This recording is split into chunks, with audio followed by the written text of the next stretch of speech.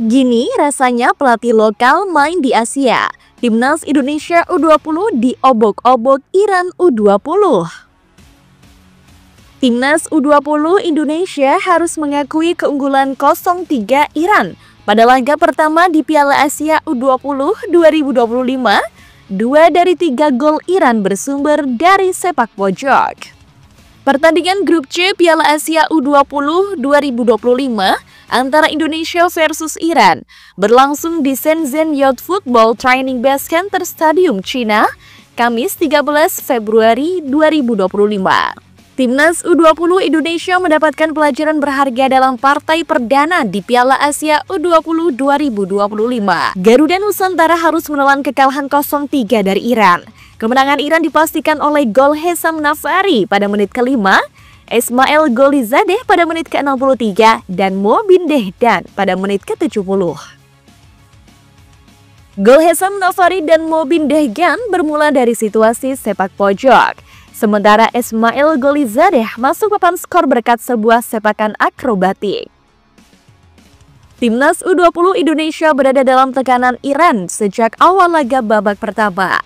Pada menit ke-5, Hesam Nafari mampu memenangi duel udara melawan Iqbal Gwijangge dan menanduk masuk bola ke pojok kiri gawang Timnas U20 Indonesia. Iran memimpin 1-0.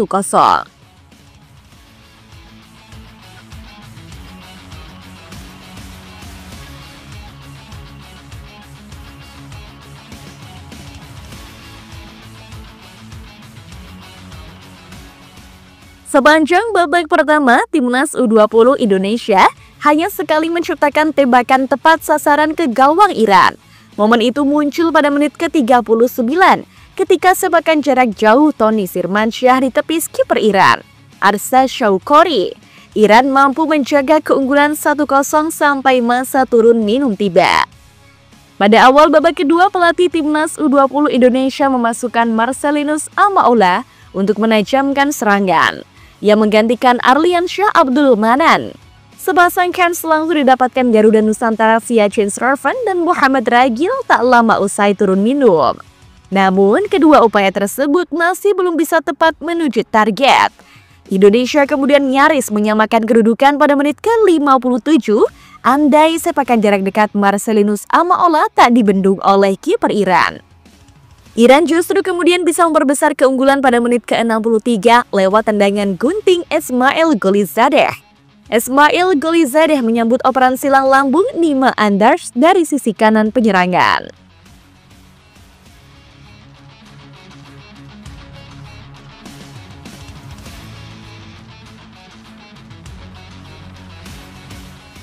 Pada menit ke-70, Ismail Golizadeh ganti berperan sebagai pelayan.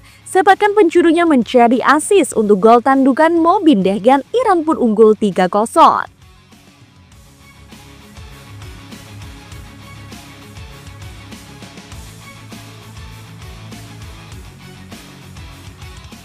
Sekitar 8 menit jelang laga berakhir, Garuda Nusantara berpeluang memperkecil ketertinggalan.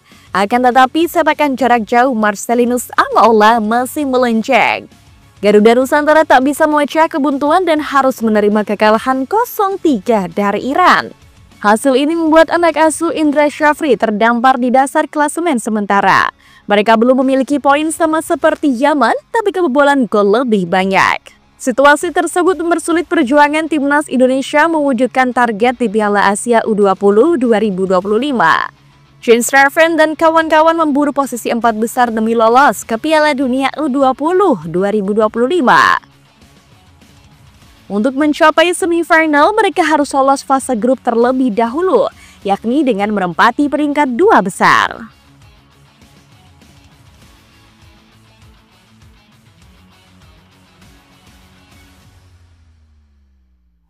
Pada laga ini terlihat miskinnya taktik yang digunakan Indra Syafri sebagai pelatih.